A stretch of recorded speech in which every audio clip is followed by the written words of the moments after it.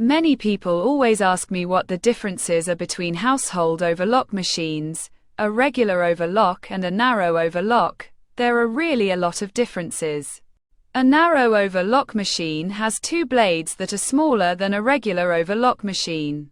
The needle plate tongue, which helps to properly thread the fabric on a narrow overlock machine, is very thin.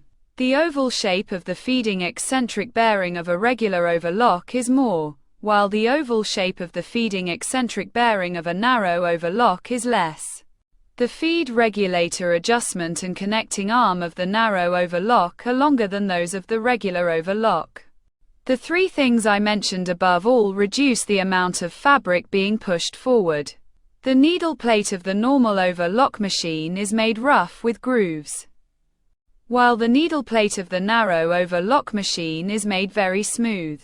While the feed dog of a regular overlock is made coarse with large grooves, the feed dog of a narrow overlock is made fine with fine grooves, which is expected to push the fabric only a very small distance and prevent the fabric from being damaged.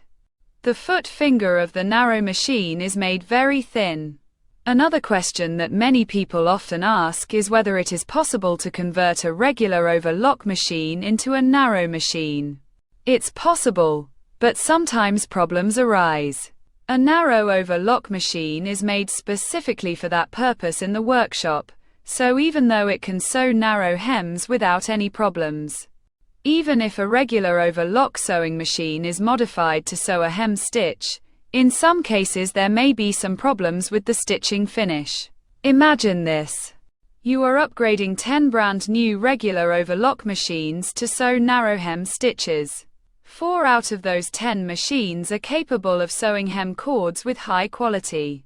4 of the remaining 6 machines can sew hem cords, but the stitching quality is not good and errors occur frequently. That's the nature of Indian household overlock machines.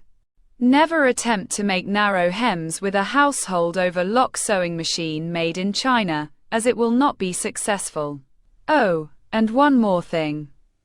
Don't apply what I said to industrial high-speed overlock machines. They are not like that. I will make another video about that too. Rather than trying to modify a regular overlock machine to sew narrow hems, it is wiser to purchase a narrow overlock machine that is manufactured in the factory specifically for sewing narrow hems.